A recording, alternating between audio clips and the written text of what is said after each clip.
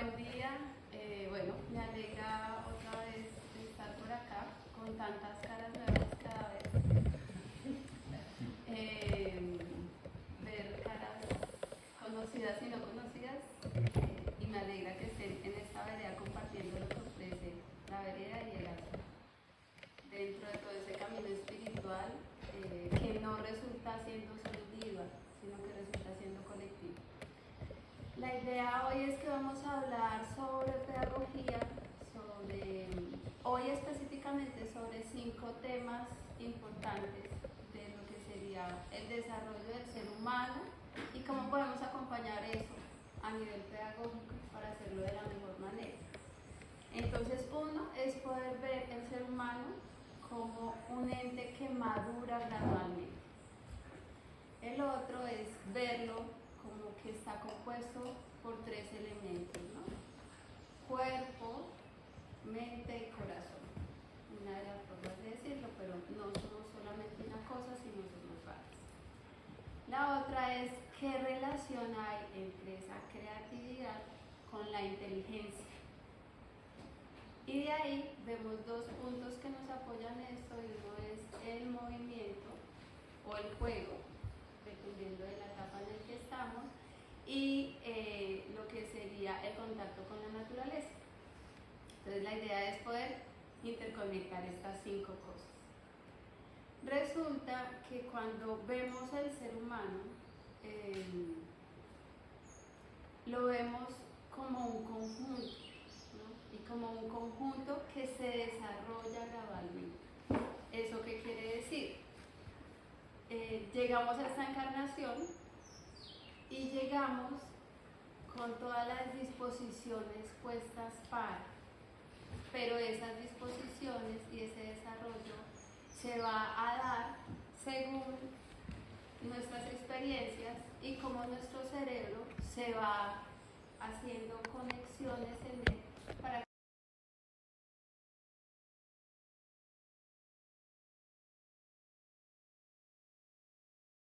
es como digamos que esto pueda ser de la mejor manera.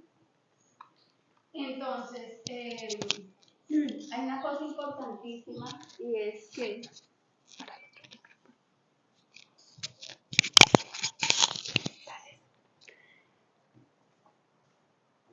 cuando vemos que un bebecito recién nacido nos llega a nuestros brazos, este cuerpo en general está totalmente constituido, ¿no? O sea, tiene ya todos los órganos, ¿sí? Tiene todos sus huesos, tiene toda su composición, pero en el transcurrir de los años es que vamos a lograr llegar a un desarrollo completo de. ¿Eso qué quiere decir? Que, por ejemplo, en los primeros años vamos a ver cómo el cuerpo de ese ser humano chiquitito se va a desarrollar y de una manera muy ágil, ¿no? Podemos ver un niño y dejamos de verlo 3 meses y cuando lo vemos hay un cambio sustancial, ¿no? Y dentro de las leyes de septenios es ver cómo ese desarrollo pasa en toda nuestra vida en 7 años, ¿no?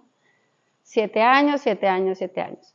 Ahora, en esos primeros 7 años vamos a ver cambios sustanciales, sobre todo en ese cuerpo físico, ¿no? Y todo eso que vemos fuera también está pasando adentro, a nivel de órganos y a nivel de conexiones neuronales.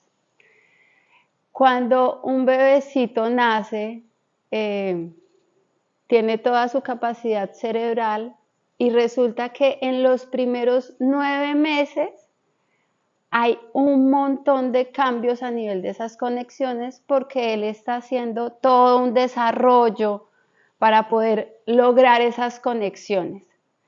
Y esas conexiones le van a permitir explorar todo lo que es el hacer, el sentir y el pensar en esa pequeña etapa, ¿no? Dentro de esas primeras conexiones que está haciendo. Pero resulta que esas conexiones y esos 3 momentos que está viviendo ese bebecito va a ser el reflejo de lo que va a pasar en la vida en los primeros 3 septenios, o sea, hasta los 21 años. Y eso mismo vamos a tener que desarrollarlo primer septenio, segundo septenio y tercer septenio. Hay algo muy importante y es el resto de la vida va a seguir pasando. También esta vida por septenios, también nos trae aprendizajes y retos, pero resulta que esos 3 primeros septenios son muy importantes porque es el momento en que ese ser está terminando de encarnar, ¿no? O sea, no es que nazcamos y ya estamos totalmente listos, sino que necesitamos 21 años para realmente terminar de aterrizar en este plano físico. Y eso hace que vayamos gradualmente logrando desarrollo de cosas, pero del otro lado hace que sea el momento en que otras personas estén con la capacidad de acercarse a esos seres que están en ese crecimiento y ese desarrollo para lograr acompañar y apoyar. Y desde ahí entonces es la labor de maestros, docentes, cuidadores, padres y madres, sea el rol que cada uno tengamos ahí, esos adultos que acompañan esa formación están dando algo muy importante para ese ser. Y ese es el momento en que ese ser está abierto para recibir. Después de que pasamos los 21 años todos, se nos acabó el acompañamiento, ¿no? De ahí para allá, el que quiera hacer algo para sí mismo, para su formación como ser humano, va solo y tiene que hacer un esfuerzo propio para hacerlo. Y pues creo que eso hace parte de ese camino espiritual en el que estamos y es ese esfuerzo por buscar qué más hay, dónde hay y cómo me acomodo internamente. Pero esos primeros 21 años son la opción de que nosotros como adultos o acompañantes o docentes o padres intervengamos en esa parte de educación y formación de los chicos y chicas o niños y niñas según su etapa. Entonces, la idea es que volviendo al cerebro, resulta que esas conexiones que empiezan desde los lóbulos inferiores hacia los superiores, en los 3 primeros años de los niños, por ejemplo, logran unas conexiones que pueden ser 3 veces lo que logra un adulto, porque están aprendiendo tantas cosas y están desarrollando tantas cosas que ellos hacen esa cantidad de conexiones. Pero resulta que esas conexiones durante toda la vida se pueden estimular o se pueden desaparecer, según las actividades cerebrales y manuales y demás que tengamos, eso está pasando. Todo el tiempo se crean y se desconectan. Entonces los niños en los 3 primeros años tienen que hacer y aprender tantas cosas y dentro de un proceso muy importante en esos 3 primeros años, que son esos procesos y esas facultades vitales del ser humano, que nos identifican como ser humano, que es, ¿alguien recuerda? Que es de las primeras cositas que hacen los bebecitos. Antes de hablar, ¿qué hace? Gatear, ¿cierto?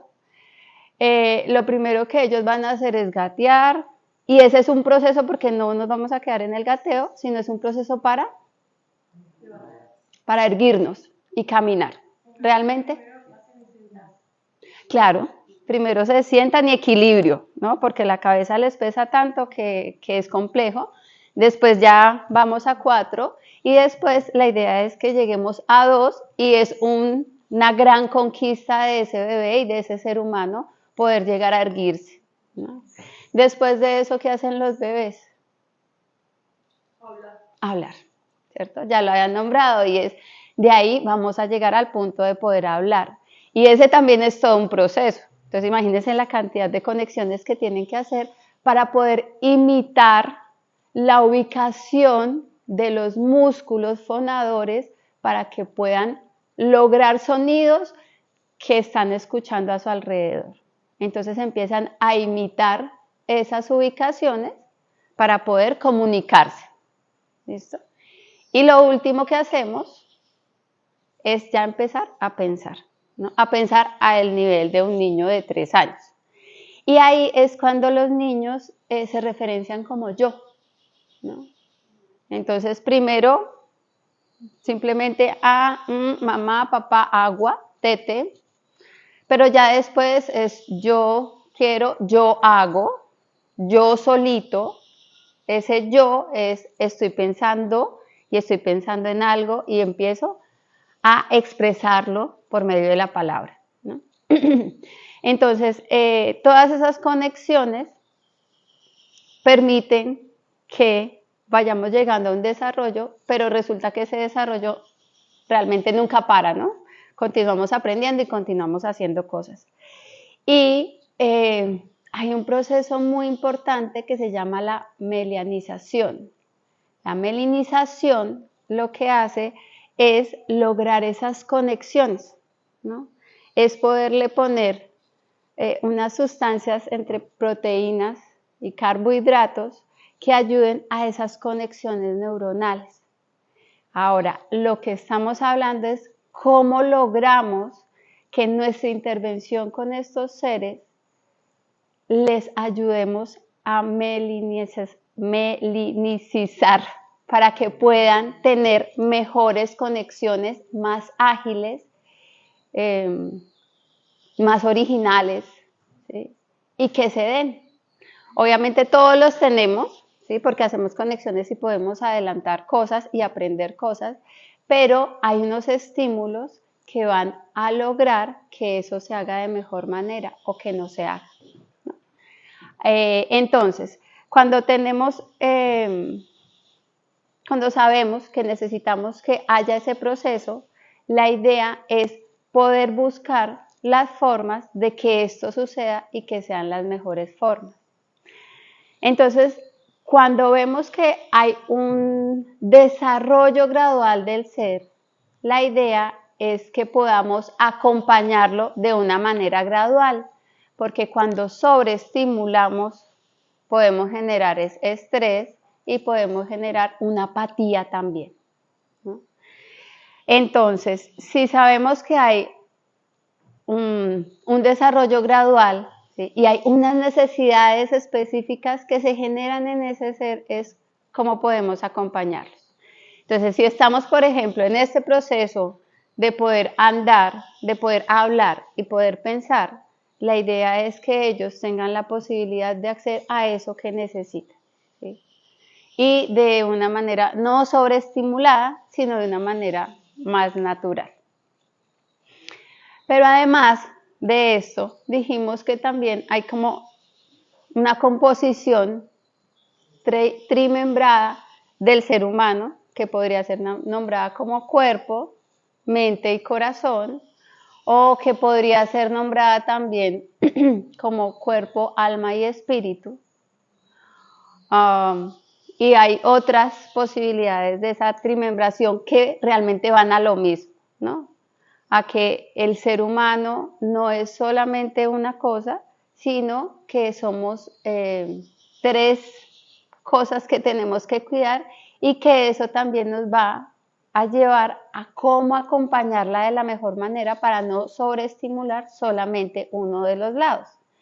Y en eso también vemos cómo la educación tradicional, bueno, no es tradicional, convencional, nos lleva a una sobreestimulación del pensamiento, ¿no? Y deja los otros entes muy quietitos, y eso ya genera un desequilibrio ahí, ¿no? Entonces, cuando sentamos, por ejemplo, a los niños, jornadas de 3 horas, descanso 3 horas o 2 horas, descanso 2 horas, realmente estamos llevándolos además solamente a un pensar, ¿no? Porque vamos a ponerle cosas muy académicas para que desarrollen en ese tiempo y después les damos una jornada de media hora para que vayan a hacer movimiento, ¿no? Y ahí estamos estimulando mucho el pensar, pero realmente el hacer y el sentir no se está trabajando. Entonces, la idea es poder ver esa integralidad en el ser humano en el momento de hacer una participación en su educación. Y estamos hablando de cualquier edad, ¿sí? Porque si estamos viendo niños chiquititos menores de 7 años, donde los vas a poner a pensar, no les estás dando la posibilidad de movimiento. Pero si estamos hablando de chicos en el tercer septenio, donde ya estamos en bachillerato, donde solamente piensas, escribes, pero no los llevas a una ejecución de o a una experimentación de, se nos va a pasar toda la mente y realmente lo que queda va a ser muy poco, ¿no? Entonces es como dentro de, que es el siguiente punto, el movimiento o el juego, según la edad, vas a lograr que esa interacción con la parte de educación y formación realmente quede en el ser, ¿sí? Si solamente nos enfocamos a jugar y a movimiento, tampoco nos estaría yendo bien, porque entonces los conocimientos y ese pensamiento abstracto-lógico, según en la etapa en que se, no va a quedar. Entonces, ¿qué necesitamos? Necesitamos que podamos ver cómo abarcamos eso y cómo lo acompañamos para que realmente quede en el ser lo que necesitamos que quede. Pero además de eso dijimos que hay una relación entre lo que es la inteligencia y lo que es la creatividad. Resulta que cuando empezamos a trabajar con los chicos y las chicas, queremos ofrecerles todos los conocimientos que tenemos, pero resulta que necesitamos más que solamente reciban, es que ellos logren esas conexiones neuronales que les permitan llegar a la creatividad. Y esas conexiones, para que sean creativas, la idea es que sean eficientes y que sean con valor agregado. Eso es lo que hace que una conexión sea creativa. Entonces, para poder llegar a eso, la idea es que podamos trabajar con los chicos de tal manera que en sus primeras etapas sería a través de la fantasía y de la imaginación, para que luego ellos logren hacer esas conexiones creativas solos, ¿sí? Para que desde ahí sea un valor agregado, ¿no? No sé si les ha pasado o si les pasó, pero a mí me pasó que cuando salí de la universidad, yo era súper académica, arte nulo y experimentación creo que nula también. Y cuando yo salí yo decía, bueno, y yo salgo, estudié, me fue muy bien con notas, pero no tengo ni idea qué tengo que hacer. Si me ponen en una empresa, en una oficina o en un banco y me dicen que vaya a ejercer mi carrera, que no es lo que en este momento hago, yo decía, no tengo ni idea qué hacer. ¿Sí? No se me ocurre qué y no tengo ni esto de creatividad para poder aplicar. O sea, necesito que me digan qué hago y yo lo hago, pero el resto si no me dicen, no tengo ni idea qué hacer. Porque realmente en la educación convencional nos dan mucha información, pero no nos llevan a cómo resolver situaciones.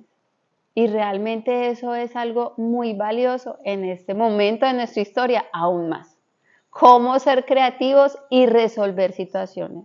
Y eso se logra por medio de esas conexiones eficientes que tenemos la posibilidad igual de reconstituir, ¿no? Porque dijimos que todas esas conexiones se crean y se desaparecen según lo que logremos.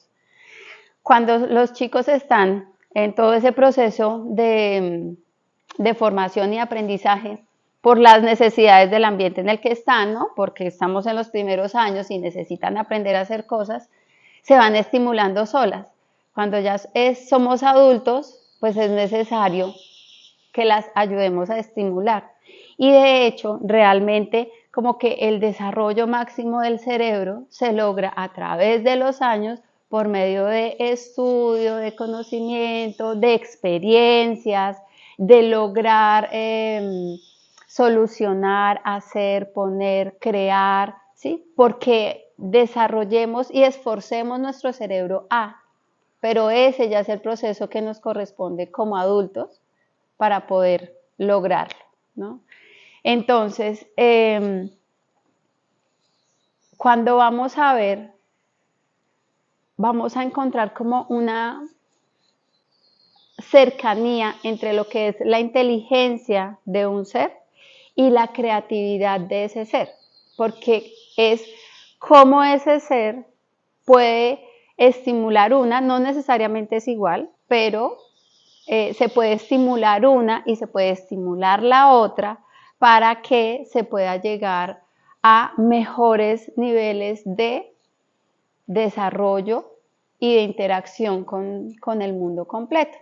Entonces, ese proceso es estimulado y acompañado con esos adultos que están alrededor de esos niños, adolescentes o chiquitines de primera infancia y necesitan ser estimulados de unas maneras específicas para que llegue a ser eficiente eso, ¿no? Y para que veamos cómo esa creatividad nos va a nutrir la vida y a nutrir la inteligencia, pero no solamente desde la inteligencia como el ir a hacer, el saber hacer o el resolver en el hacer, sino de esa manera conjunta donde estamos diciendo que no solamente somos una cosa, sino somos un conjunto de cosas y es que al final va a ayudar a que seamos mejores seres humanos, donde no solamente prima una cosa dentro del pensar, sino que al ser unos seres holísticos podamos llegar a ofrecer algo holístico también de nosotros hacia el mundo. Y resulta que en eso está relacionado también con el movimiento o el juego.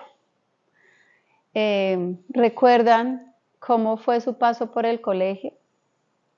En horas de clases sentados en un pupitre y en horas de movimiento. ¿Cómo fue? 8 horas sentados. 8 horas sentados y descansos. Media hora, ¿no? Media hora, Sí. ¿Y almuerzo? No, en casa. Bueno, pues resulta que el movimiento está muy relacionado con el aprendizaje. Y no solamente con el aprendizaje desde eso mental, desde el pensar, sino también con la sensación de bienestar de ese ser o de no bienestar, ¿no? Si tú sientas a un niño de 5 años en un aula frente a un tablero o con unos libros para que desarrolle ejercicios, el niño no te va a decir que no, obviamente, porque no tiene esa capacidad de decir ni argumentar ni poner sus quereres. Tal vez te pueda hacer una pataleta y igual tú te impones como adulto y lo sientas, porque es el momento de estar sentado y lo puedes regañar. Pero realmente dentro de ese ser interno no va a ser bien recibido eso, ¿no? El que lo sientes y lo aquietes y lo silencies. Y es dentro de lo que estamos acostumbrados, pues es lo que es, ¿no? Son las jornadas, es necesario el silencio, vamos a escuchar a la maestra y vamos a seguir indicaciones y es lo que hay que hacer. Pero realmente el niño y sobre todo el niño pequeño necesita movimiento, ¿sí? Lo natural es que los niños se muevan, lo que no es natural es que los dejemos quietos. Lo natural es que los niños hablen, porque de hecho acaban de aprender a hacerlo y están practicando y con nosotros como adultos acompañándolos necesitan recoger y acomodar cosas que todavía no están concretas en ellos. Pero la manera en que ellos necesitan aprender siendo pequeños es la imitación. Entonces, por eso ese adulto que está ahí está dando un ejemplo que ellos van a absorber, van a coger para sí y van a imitar. Entonces, el hecho de que no los dejemos hablar, que no los dejemos mover, les estamos impidiendo que hagan ese proceso completo de imitación, porque solamente nos ven, pero no tienen la posibilidad de ir al hacer y de ir a hablar. Entonces, no sé si han visto esos juegos de roles que hacen los niños, ya no tan chiquitos, sino, bueno, chiquitos es ya entre los 5 y los 7 años, entre los 3 todavía como con un esfuerzo desde el lenguaje, pero ellos imitan a sus casas, por ejemplo. Vamos a jugar al papá y la mamá, entonces, vamos mi amor, y van a no sé qué, o voy a darle de comer al bebé, y se lo ponen, y están dentro de un proceso de imitación todo el tiempo, tanto las palabras, escuchan palabras determinadas en casa y esas palabras son las que van a nombrar ahí, o los tonos, ¿no? Escuchan tonos de cuando la mamá se molesta, entonces ellos en el juego ponen el tono que pone la mamá o el papá, o escuchó el grito porque algo extraño pasó y en el juego ponen ese tono y ese grito de cuando algo extraño pasa. Entonces, cuando los dejamos quietos y no permitimos que ellos se muevan, estamos truncando su desarrollo. Y de hecho, somos capaces de hacerlo, nos quedamos quietos, observamos el tablero, rellenamos lo que nos dicen, pero eso está impidiendo las conexiones creativas de las que estamos hablando. Ahora, los niños en este momento, con las 3 veces conexiones que tienen, más que el adulto, resulta que tienen tanta imaginación y tanta creatividad que ellos necesitan desplegarse, ¿sí? Y ese despliegue lo hacen a través del juego. Si estamos hablando de niños pequeños, estamos haciéndolo a través del juego. Y ese juego es el juego que ellos quieren, porque es el juego que ellos necesitan hacer. Y hay una evolución en ese juego. ¿Sí? No es lo mismo el juego de niños menores de 3 años, ni el juego de los niños de 3 a 5, ni el juego de los niños de 5 a 7. Es diferente y cada uno tiene unas características y se da por esas necesidades internas de cada niño, además del contexto y demás cosas que influyen, pero es muy necesario porque ahí les permite hacer su propio desarrollo y sus conexiones. Pero eso mismo pasa no solamente en ese primer septenio, sino pasa en los otros. En ese segundo septenio resulta que ellos también necesitan movimiento y ya no vamos a necesitar un movimiento de 12 horas de juego como lo necesitan los niños chiquititos, sino que necesitan poder hacer unos procesos que ya empiezan a ser académicos, que vengan mezclados con procesos artísticos y que vengan mezclados con procesos de movimiento. Entonces es ese segundo septenio, ¿cómo logramos que ellos empiecen a ingresar en ese conocimiento concreto, pero a través de movimiento, experimentación algo, y a través de un ambiente artístico, ¿sí? De cómo el arte desde el sentir los lleve, ¿sí? Desde cómo ellos puedan expresar eso que está pasando internamente. ¿Alguien se acuerda de sus emociones y sentimientos más o menos entre los 9:30 a 13, 14? ¿Cómo era ese movimiento en sentimientos y emociones internas?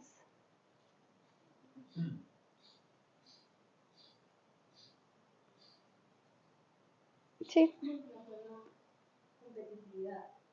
competitivo.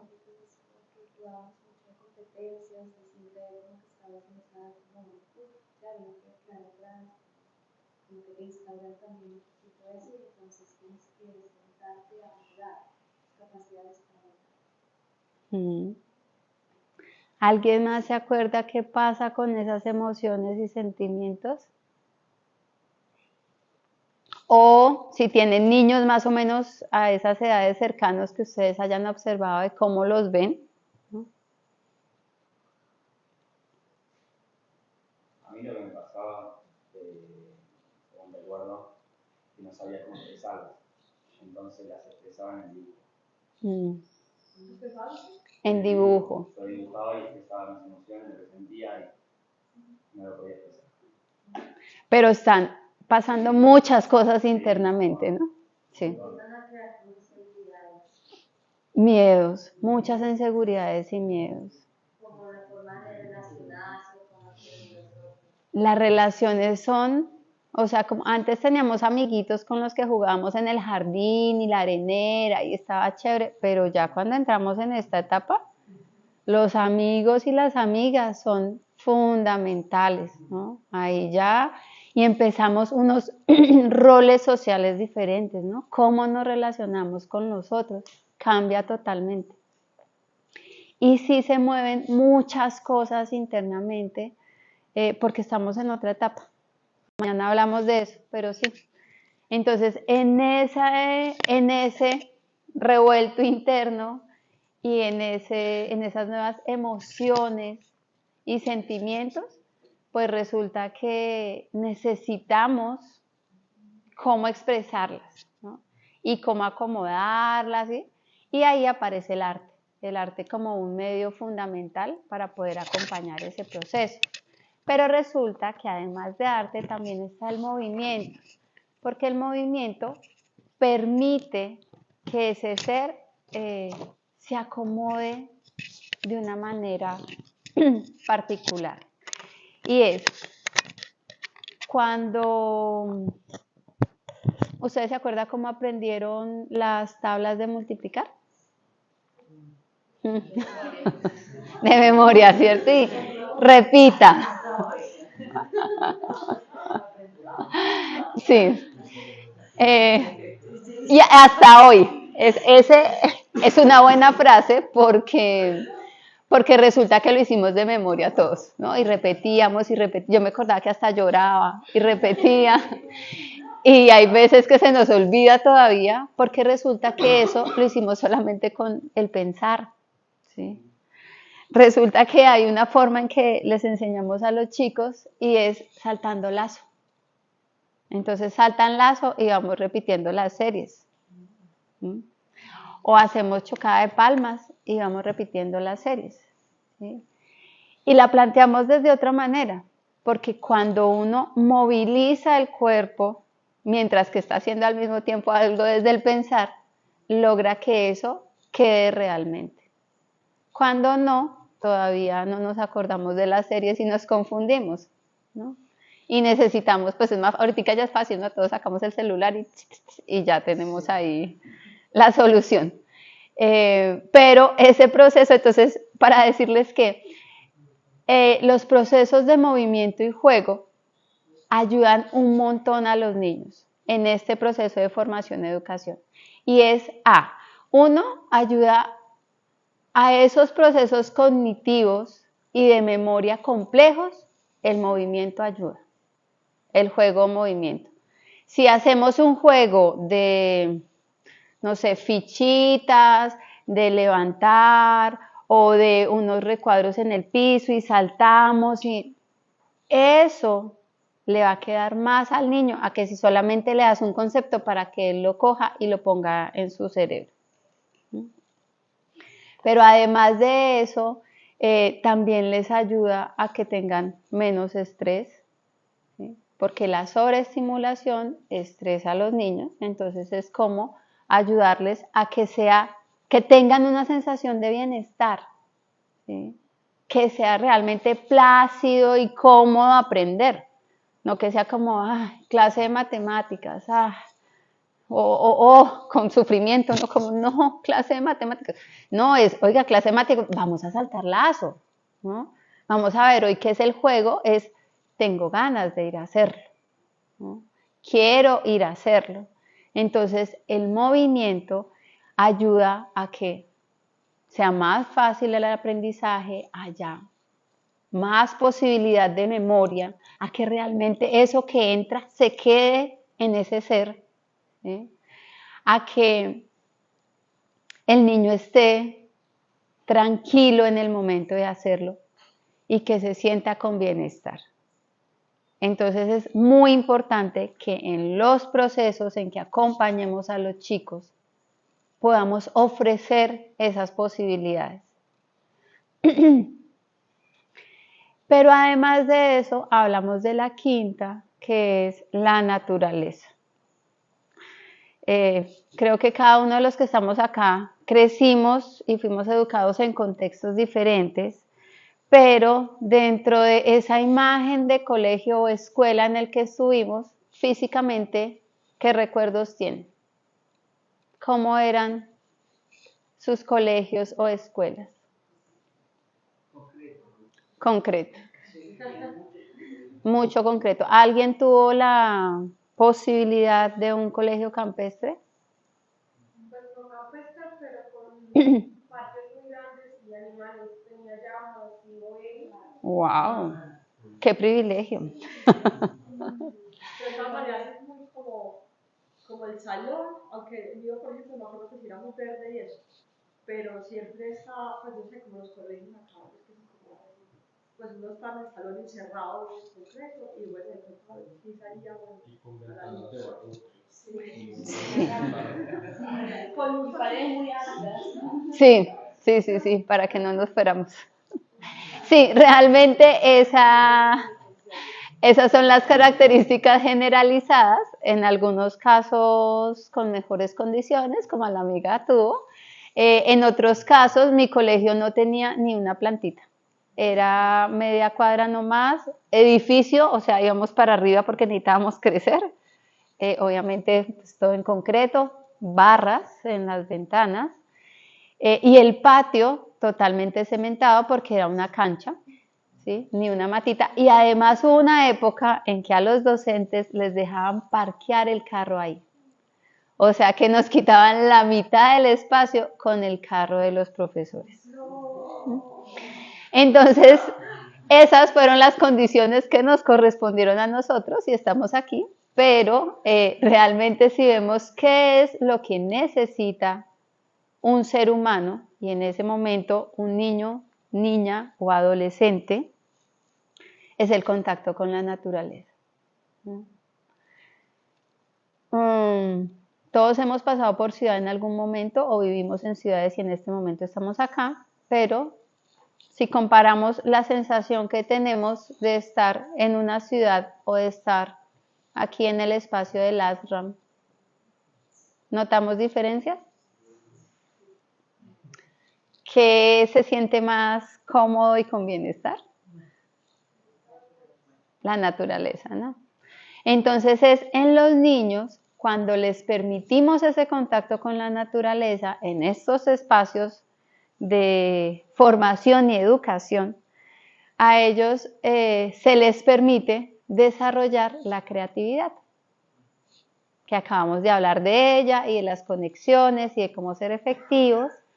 Pues el ambiente natural les permite que ellos logren esto, ¿no? Y lo logren de una manera natural. O sea, no tenemos que hacer nada, no tenemos que decirle, ay, mira, vamos a pasar por el árbol 1, de ahí pasamos al árbol 2 y en esa piedra te subes y te lanzas. No tenemos que hacer nada. Solamente prestamos un lugar con cierto grado de seguridad, porque no hay nada seguro, pero donde no vamos a dejarles cosas riesgosas, y interactúen ahí. Cada ser, según la edad en que está, pues va a interactuar de una manera diferente, además desde su ser, porque todos somos diferentes. Y habrán unos más osados que sí se suben al árbol 1, 2, 3, 4, 10, y habrá unos que solamente van a esperar y van a ver en qué momento realmente les da el impulso de sí subirse, y habrá unos que van a encontrar la liana y se van a lanzar y habrán otros que van a necesitar más tiempo para hacerlo y habrán unos que les encanten los bichitos y los cojan con tal de delicadeza que no les hacen nada, ¿no? Los ponen ahí y los ponen a caminar y le hace cosquillitas y después se lo prestan al otro y el otro, ay mira, y después se voló y se fue. Y habrá unos que les da como cosita coger los animales porque se ponen nerviosos y no lo cogen. Y habrá quien construirá con cositas y cuando están más grandes, habrá el que se pone el reto de subirse al no sé qué y saltar entre esta y esta. Y cada uno lo va a tomar de una manera diferente, pero sea como sea que lo tomen, va a ser nutritivo. Y va a haber el adolescente que simplemente necesite sentarse al lado del árbol más grande con sus amigos a charlar. Y habrá el que necesite como adolescente un fuego, ¿sí? Que los acerque y entonces ya traen la guitarra porque chin y sale la conversación pero todo ese ambiente natural va a nutrir a esos seres, ¿no? De hecho a nosotros también como adultos nos nutre. Entonces los beneficios que trae estar en la naturaleza para ese proceso de creación, para los procesos cognitivos, hace que sea más fácil, ¿sí? Hace que sea más permeable ese conocimiento que nos quieren compartir y pueda quedarse en ese ser. Hace que haya menos problemas de miopía, ¿no? Una cosa es tener una pantalla acá y estar haciendo así todo el tiempo y otra cosa es tener la amplitud de la naturaleza y el medio ambiente, ¿no? Hace también que, no sé si han visto que hay unas huertas escolares. Huertas escolares. Entonces en la huerta hay un trabajo que hace que su voluntad se mueva, que haga, que accione, que es muy importante en ese proceso de aprendizaje, pero además hace que los niños, niñas y adolescentes quieran comerse eso que ellos cultivaron. Y eso que cultivamos, pues no son paquetes, ¿no? Ni son yogures envasados, ni son dulces, sino que son hortalizas y son frutas. Y ellos van a querer comérselo porque ellos pusieron un esfuerzo ahí, vieron la transformación y quieren quitar una hoja a la lechuga y ni siquiera la lavan, sino que de una vez se la están probando mientras que siguen caminando por el huerto. Entonces eso estimula a que ellos quieran comer de una mejor manera. A como he visto niños que en casa no comen y no quieren, pero cuando ven que en la huerta sí hay eso, se les olvida y además hasta pueden hacerlo sin darse cuenta, ¿no? Inconscientemente están cogiendo y están comiendo. Además que hay un proceso bien particular en esas etapas y es, ¿esto se come? No sé si les ha pasado, ¿no? Van caminando, esto se come, todos se quieren comer. Los que preguntan mejor porque en lugares como este hay cosas que de verdad no se pueden comer. Entonces, todo lo quieren probar, como desde esa sensación de la boca, porque así se come en el mundo realmente. Logramos que los niños coman cosas que podríamos no lograr de otra manera. Así les pongamos platos muy lindos, estéticos, o la receta muy elaborada, no la vamos a lograr. Y la huerta sí lo logra, ¿no? Una huerta donde ellos trabajen. Entonces, esos son de los beneficios que traen el hecho de ese contacto con la naturaleza. Además de, en este momento hay graves problemas de déficit de atención, ¿no? Cuando tú tienes a los niños en lugares abiertos, con contacto en la naturaleza, se logra que ese déficit de atención baje, ¿sí? Porque entran dentro de una sensación de bienestar y entran a lograr hacer una conexión de atención mejor con las cosas, ¿sí? Porque llegan a percibir cosas que en contextos cerrados y muy concentrados y concretos no se logra.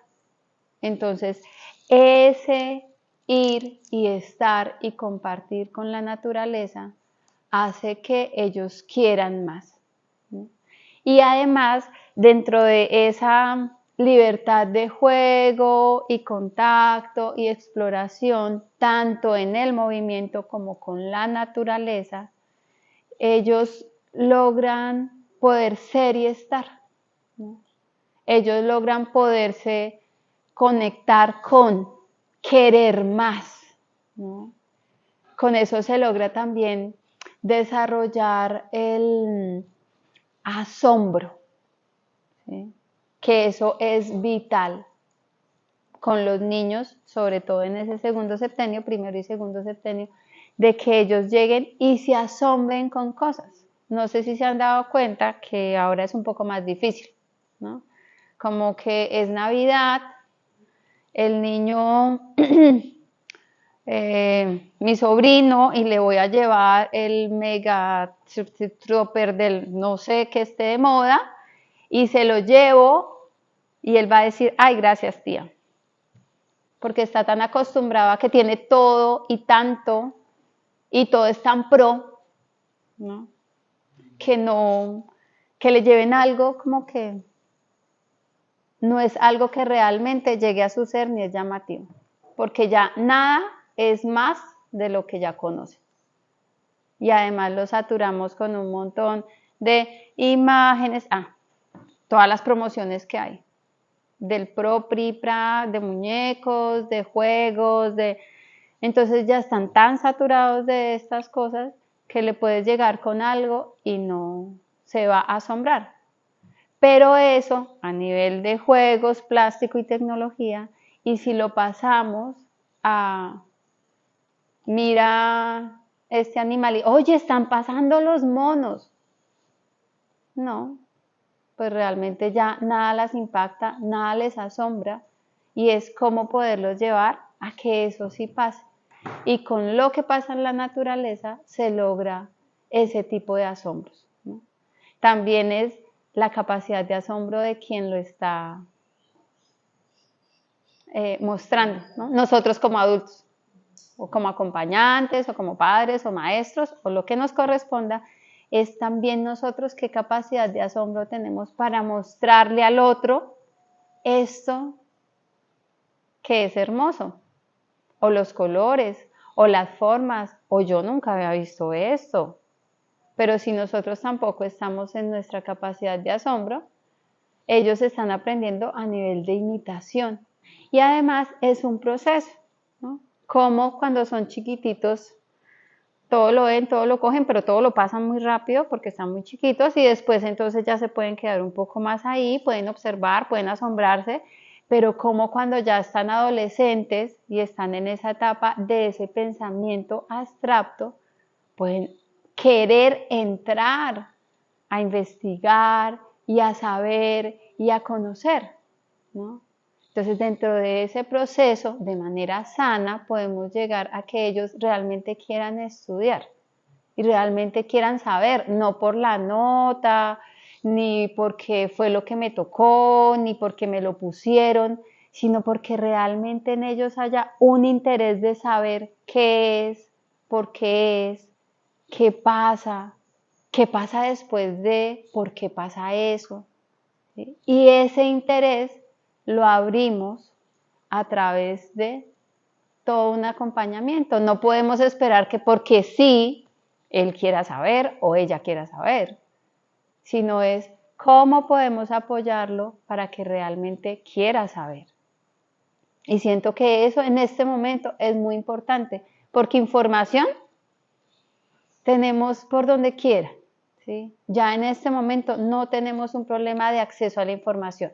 Por el contrario, tenemos exceso de información y hay que hacer toda una limitación y poder analizar y mirar realmente qué sí y qué no. Pero el asunto no es si la información está o no, sino quién quiere y quién necesita y para qué quiere esa información. Y si dentro de este proceso pedagógico queremos que lleguemos a eso, pues tenemos que no pedírselo a los 15, 16, 18 o 20 que tiene que, sino que tenemos que acompañarlo desde pequeño para que él quiera, ¿sí?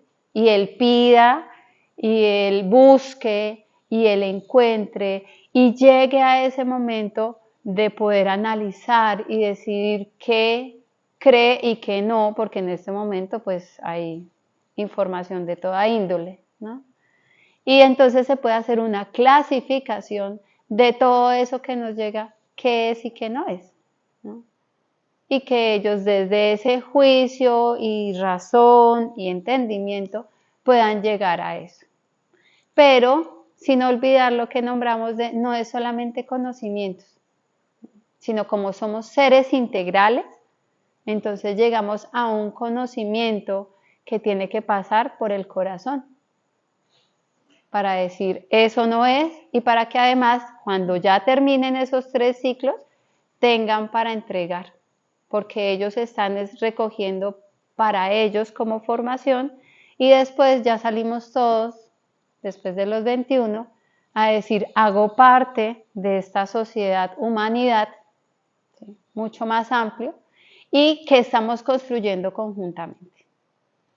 Entonces, bueno, eso era lo que les quería compartir el día de hoy con respecto a ese proceso de conexiones neuronales, de cómo está vinculado con estos puntos y cómo nos lleva a todo un proceso de educación y formación que realmente el fin último debería ser mejores personas, ¿no? Y en ese proceso, ¿cómo damos herramientas? ¿Sí? Porque después de esas herramientas que nos dieron, es que tenemos que agarrar nosotros y decir, bueno, ¿qué voy a hacer? ¿No? ¿Para dónde voy? ¿Qué quiero? ¿Qué estudio? ¿Qué no estudio? ¿Cómo llego? ¿Cómo aporto? ¿O cómo recojo para mí? ¿O cómo aporto y recojo? ¿No? El dar y recibir. Pero ese es todo un proceso personal que nos lleva adelante, pero nosotros tenemos que dar esas herramientas para que eso pueda suceder de la mejor manera. Muchas gracias. Nos vemos mañana. Una preguntita, Frida. Una pregunta, ¿cómo? Los bebés primero caminan y después hablan, ¿es así? Listo. Y caminar les ayuda a hablar, pregunto. Hay una conexión entre todas, pero además hay una conexión con quienes acompañan, ¿no? Entonces, esas 3 facultades, tanto la de erguirse para caminar, la de hablar y la del pensar, son facultades que solamente tiene el ser humano. O sea, no hay un animal, que sería como lo más cercano, que logre hacer estas 3 cosas que nosotros sí, y que eso nos permite además todo un proceso de conciencia. Pero dentro de ese proceso de el momento de erguirse para andar, está influenciado por quienes acompañan y lo que está pasando alrededor con ese acompañamiento. Por un lado, ya dijimos que todos los procesos de aprendizaje de los niños pequeños están dados por imitación, ¿no? Y esos referentes que los niños tienen al lado es importantísimo, ¿no? De la persona que está al lado y de la manera como está caminando, de la persona que está al lado y la manera como habla, y de la persona que está al lado y la manera como piensa, pero no solamente desde lo físico, sino que está conectado a nivel de lo más allá que físico. Entonces, cuando hablamos de rectitud para andar, no solamente es que tan recto te puedes parar para andar, sino que tan recto eres en la vida, en la postura con la vida. Y son procesos que vienen como secuencia de, ¿no? No todos los niños gatean, no sé si se han dado cuenta, y gatean de diferente manera. Ahora, recomiendan que lo mejor es que todos sí pasen por la secuencia de. Pero no sé, a mí a una de las hijas me tocó gatear y mostrarle porque ella solamente se arrastraba, ¿no? Entonces es bueno, vamos a acompañarla y era como me agacho y lo hago, para que tenga una referencia, y eso no implica que ella lo vaya a hacer. Puede que lo haga, puede que no, yo hago mi pedazo.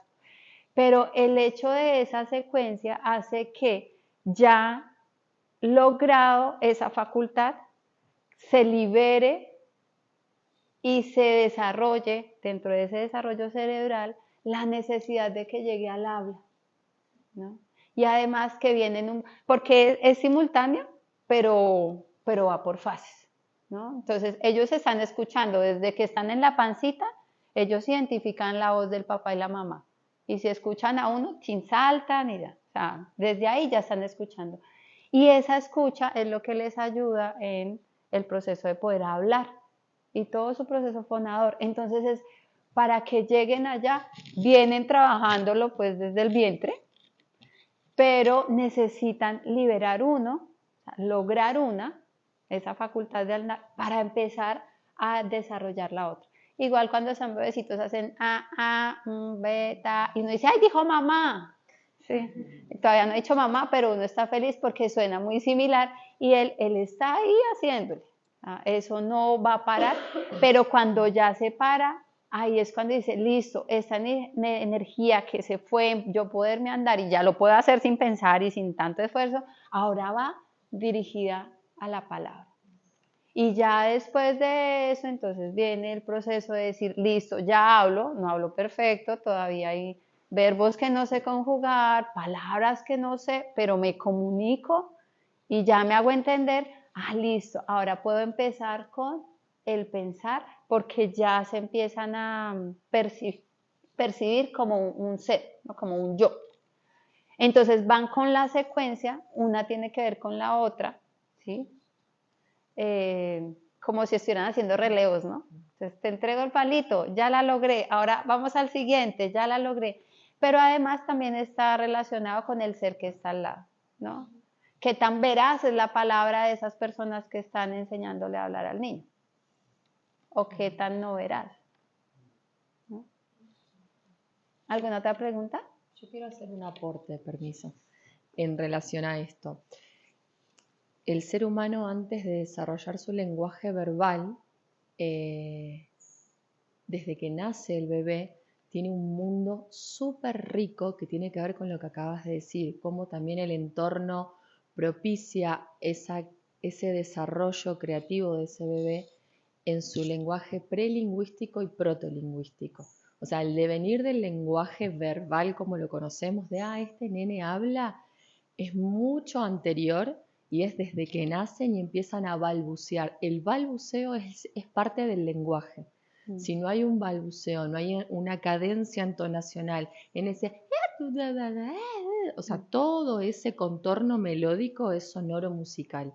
Y esa es la riqueza que nosotros tenemos como adultos, y traigo mucho esto que vos decís de esa capacidad de asombro del adulto con ese discurso sonoro e entonacional, sonoro musical de ese bebé, es el devenir de cómo va a ser la riqueza del lenguaje verbal.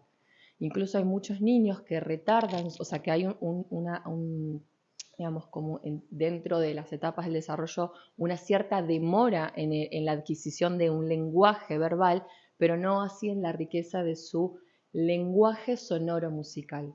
Entonces, desde ahí la premisa de que todos los seres humanos somos seres sonoros musicales, por eso todos los seres humanos podemos cantar, podemos entonar y podemos acompañarnos rítmicamente desde el propio cuerpo, en el movimiento corporal, y ahí hay una relación directa entre el lenguaje sonoro musical corporal para el devenir del lenguaje verbal. Y esa cadencia prelingüística, protolingüística, no solamente la tiene innata el bebé, desde su balbuceo, desde cómo es su llanto, o sea, la cadencia de su llanto, el tono de su llanto, sino también cómo está ese adulto, ese referente, observando y contemplando y asombrándose con esos pequeños sonidos que ese bebé hace para crear un diálogo. Entonces ya hay un diálogo previo al lenguaje entre esa mamá, ese papá y ese referente que hace que haya una comunicación. Y esa creatividad del adulto, esa espontaneidad de jugar, ¿no? De entrar en ese diálogo, va a propiciar justamente la riqueza de ese lenguaje. Y que es eso, súper importante como valorar que si un niño pequeño no está empezando a hablar en la etapa que debería, no es catalogarlo ni rotularlo de que está teniendo un problema y ya, pum, diagnóstico y tal, sino escuchar su necesidad, y que muchas veces niños que no hablan desde el lenguaje verbal no significa que no se comuniquen. Pero bueno, eso es como para seguir. Gracias. ¿Qué pasa con el exceso de libertad y movimiento? ¿Pero qué sería exceso? Sería la pregunta. Entonces, por ejemplo, en mi caso, me encantaba el colegio. A mí me encantaba estar ahí con mi cuaderno, porque cuando yo llegaba ya a casa, yo ya iba a la calle y yo hacía tareas para poder ir a la calle. Y toda la tarde era en la calle, jugando con mis amigos. Pero pues me imagino al contrario, si yo en mi escuela tengo como también mucha libertad, siempre movimiento, y llego y en mi casa no hay tampoco como quien me ponga una actividad artística, y también tengo mucho movimiento y creatividad y todos los juegos los inventábamos nosotros porque no había un adulto que nos guiara. Ahí como que me hice el imaginario y me sentí como, me falta estructura. Entonces... Bueno, hay una cosa y es dependiendo de la edad. Tú estás hablando de primaria o algo así, bachillerato o primaria. La necesidad de movimiento de los niños va también, de niños adolescentes, va reduciéndose, ¿no? En ese primer septenio, pues es importante, realmente el primer septenio es de juego, ¿sí? Y con eso están haciendo todo, no quiere decir que no estén haciendo lo que haya que hacer, porque con el juego están aprendiendo todo por imitación, porque están practicando desde lo verbal, porque están haciendo todo, ¿no? Porque están explorando, porque exploran hasta las leyes, ¿no? La gravedad. Me tiro y ¿qué pasa? Tiro esta piedra y ¿qué pasa? O sea, realmente ahí se está haciendo todo un aprendizaje de lo que tienen que hacer a nivel de juego. Entonces los niños chiquititos, menores de 7, realmente se aconseja a que jueguen. Los más grandecitos ya necesitan, porque las fuerzas que utilizaron para construir esa parte física del cuerpo durante esos primeros 7 años se liberan. Y ahora esas fuerzas necesitan enfocarse en algo nuevo, y en este caso es la necesidad de algo académico, ¿sí? No, hasta ahora académico concreto y paulatinamente, ¿no? Dijimos que la idea es que todo el aprendizaje sea paulatino, porque así es nuestra maduración. Entonces, niños que ya están en el colegio haciendo primaria o hasta parte de secundaria, necesitan tiempo de movimiento, pero ya es un movimiento que va dirigido. Los chiquititos lo hacen libre desde la creatividad, los más grandecitos es dirigido, ¿no? Hay momentos de creatividad y no dirección, pero hay otros en los que sí, y es muy importante porque ahí empiezan a aprender algo que son las indicaciones, y las indicaciones generan unos límites. Y vamos al tema que estás tocando. Sí es importante los límites, ¿sí? Los límites en todo, porque si te doy exceso de deliciosas proteínas, igual son muy buenas las proteínas, pero si es exceso y ya te va a hacer daño. Y de ahí para allá con cualquiera. Exceso de grasas, también exceso de arte, solo arte, y no haces nada más, te queda faltando esa parte de la integralidad. Pero es como llegamos a esos límites muy desde la conciencia, ¿sí? En mi caso fue muy desde no, todo era no. No había un porqué, sino una reacción inmediata de no hagas. Entonces, pues yo me quedaba quieta y no hacía. Pero si simplemente dices sí, y no estás poniéndole mira, hasta aquí, ¿sí?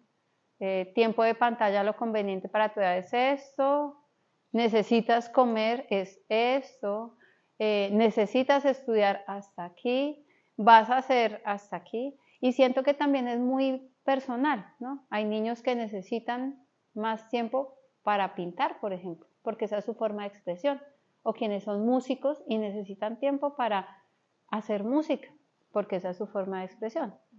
Pero no puedo dejarle que todo el día pinte. necesito que además de pintar haga otras cosas, porque así lo voy a acompañar y le doy esos elementos que hacen que sea equilibrada la cosa, ¿no? Y claro, me encanta que pintas muy bien, estás aprendiendo un montón, te estás desarrollando, pero también necesito que aprendas a lavar tu plato y también necesito que aprendas las series, las tablas de multiplicar. Y también necesito que aprendas a leer y a entender lo que lees. Entonces, como ese límite y hasta dónde vas con cada cosa es súper importante. De hecho, siento que en todas las etapas. Ahora, si yo soy mamita o cuidadora permanente de un niño chiquitito, pues yo tengo que estar pendiente que hace las 24 horas.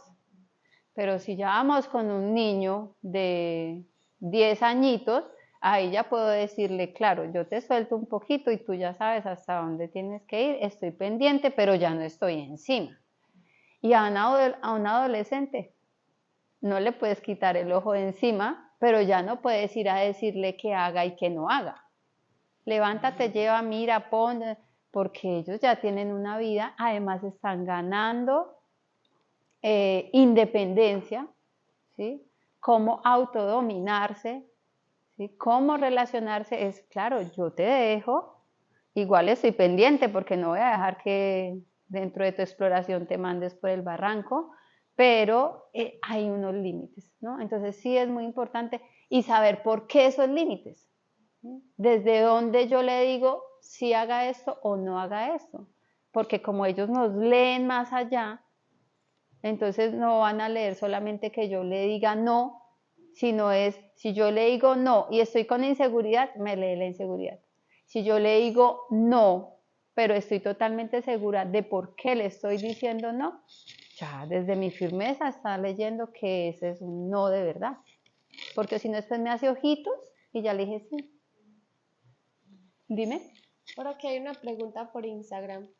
Buenos días, cuando un niño su motricidad no está bien, me refiero a que no corre como los otros niños, su lenguaje, algunas letras como la C no la pronuncia, ¿qué podría haber afectado esa parte? Bueno, cada ser tiene un contexto particular, ¿no? Y además hay algo muy importante por nombrar y es que cuando llegamos a este plano no llegamos rajatabla, ¿no? O sea, no es que no sepamos nada ni somos en nada, sino que somos una hoja en blanco, no. Cuando llegamos acá ya tenemos unas experiencias y es otra encarnación más. Entonces, desde ahí hay un montón de cosas que puede hacer la que nos haga que tenga esas condiciones, porque hablamos de cosas que pueden haber pasado que traigamos, podemos hablar de cosas que hayan pasado durante su estancia en el vientre, ¿sí? Hablamos de contexto, quién está alrededor y qué escuchan, qué ven. Podemos hablar también de cosas congénitas o de enfermedades, ¿sí? O sea, realmente pueden haber muchísimas características que hagan que esto pase. Y realmente yo siento que más la pregunta de por qué sería un para qué. Y ese para qué nos lleva es a cómo resolverlo, a cómo podemos llegar a darle solución a. Así está llamando a que necesita más atención y yo puedo acompañar esa atención. Así está llamando a que necesita que busquemos apoyo y busquemos a alguien especializado que nos acompañe en. Y ese tipo de situaciones particulares, no ese como tal, sino lo que nos lleva a todos a situaciones particulares, suele pasar porque tenemos que hacer algún aprendizaje allí, ¿no? No solamente para ese ser, sino para quienes acompañan a esos seres que necesitan un poco más de o que necesitan una búsqueda de algo diferente, porque a la final resulta abriéndonos puertas de cómo resolver cosas, ¿no? De cómo podemos, suele pasar que en procesos con niños chiquititos hay muchas cosas que los que tenemos que resolver somos los papás, ¿no? Eso nos suele pasar todo el tiempo. Cuando veo que mi hija mayor era súper sanguínea, así intensa, y yo súper pasiva, pues realmente ella me lleva a esa que yo revise qué pasó conmigo, por qué soy así y cómo puedo flexibilizarme para. Entonces realmente siento que esas preguntas que nos traen nuestros hijos, pues hay que verlas como bendiciones porque lo que hacen es hacernos revisar a nosotros mismos para ir adelante resolviendo cosas. Espero que le haya servido.